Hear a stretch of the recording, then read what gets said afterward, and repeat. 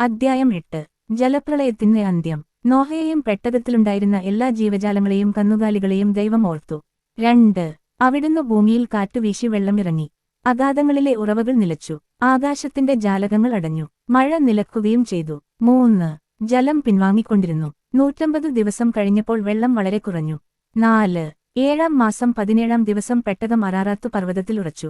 5 10 മാസത്തേക്കു വെള്ളം കുറഞ്ഞുകൊണ്ടേയിരുന്നു. 10-ാം മാസം 1-ാം ദിവസം പർവ്വതശിഖരങ്ങൾ കാണാറായി.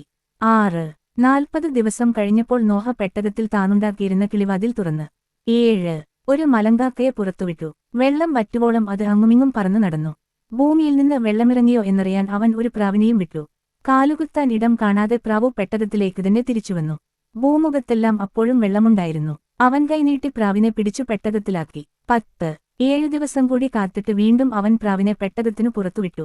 11 വൈകുന്നേരമായപ്പോൾ പ്രാവ് തിരിച്ചുവന്നു. കൊത്തിയെടുത്ത ഒരു ഒലിവില അതിന്റെ ചുണ്ടിലുണ്ടായിരുന്നു. വെള്ളമിറങ്ങിയെന്നു നോഹക്കു മനസ്സിലായി. 12 7 നാൾ കൂടി കഴിഞ്ഞ് അവൻ വീണ്ടും പ്രാവിനെ പുറത്തുവിട്ടു. 13 അതു പിന്നെ തിരിച്ചുവന്നില്ല. നോഹയുടെ ജീവിതത്തിനേറെ 601-ാം വർഷം 1-ാം മാസം 1-ാം ദിവസം ഭൂമുഖത്തെ വെള്ളം വറ്റിത്തീർന്നു. നോഹ പെട്ടകത്തിന്റെ മേൽക്കൂര പൊക്കി നോക്കി. ഭൂതലമെല്ലാം ഉണങ്ങിയിരുന്നു. 14 2-ാം മാസം 27-ാം ദിവസം ഭൂമി തീർത്തുമുണങ്ങി. 15 ദൈവം നോഹയോടു പറഞ്ഞു. 16 ഭാര്യ, പുത്രന്മാർ, അവരുടെ ഭാര്യമാർ എന്നിവരോടുകൂടി പെട്ടകത്തിൽ നിന്നു പുറത്തിറങ്ങുക. 17 പെട്ടകത്തിലുള്ള പക്ഷികളെയും മൃഗങ്ങളെയും ഇഴജന്തുക്കളെയും എല്ലാം പുറത്തു കൊണ്ടുവരിക. സമൃദ്ധമായി പെരുകി അവ ഭൂമിയിൽ നിറയട്ടെ. 18 ഭാര്യയും പുത്രന്മാരും അവരുടെ ഭാര്യമാരുമൊത്ത് നോഹ പെട്ടകത്തിൽ നിന്നു പുറത്തുവന്നു. 19 മൃഗങ്ങളും ഇഴജന്തുക്കളും പക്ഷികളും ഭൂമുഖത്തു ചലിക്കുന്നവയൊക്കെയും ഇനം തിരിഞ്ഞു പുറത്തേക്കു പോയി. നോഹ ബലിയർപ്പിക്കുന്നു. 20 നോഹ കർത്താവിന് ഒരു ബലിപീഠം നിർമ്മിച്ചു. ശുദ്ധിയുള്ള എല്ലാ മൃഗങ്ങളിലും പക്ഷികളിലും നിന്ന് അവൻ അവിടുത്തേക്ക് ഒരു ദഹനബലിയർപ്പിച്ചു.